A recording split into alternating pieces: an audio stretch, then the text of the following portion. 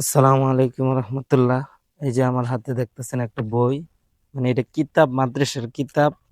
এই কিতাবের মধ্যে এমন কিছু জিনিস আছে যেটা আপনি 10 লাখ টাকা দিয়েও কিনতে পারবেন না। মানে আমি প্রথম পৃষ্ঠাটা আপনাদেরকে দেখাই।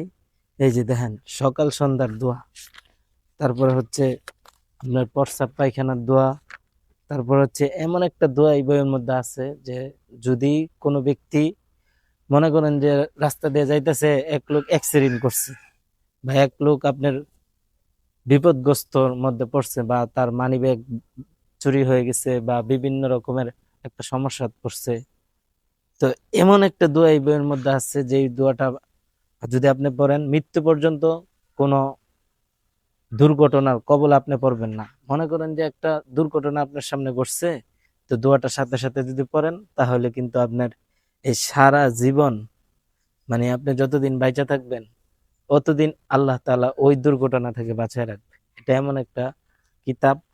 তো এর বইয়ের মধ্যে অনেক কিছু আছে, মানুষ মারা গেলে কি পরিমাণ কাপড় লাগে, পুরুষ মারা গেলে কি পরিমাণ কাপড় লাগে।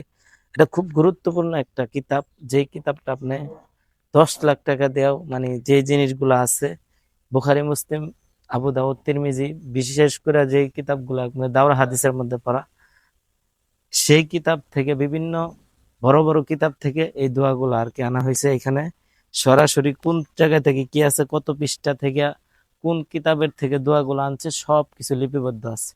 তো এই বইটা যদি কেউ নিতে চান তো নিতে পারেন, আমার কাছে আছে, তো নিতে পারেন। যেহেতু বইটা অনেক ছোট, বিশেষ করে মা বোনেরা অনেক দোয়া কালাম জানে না, নিলে নিতে পারেন।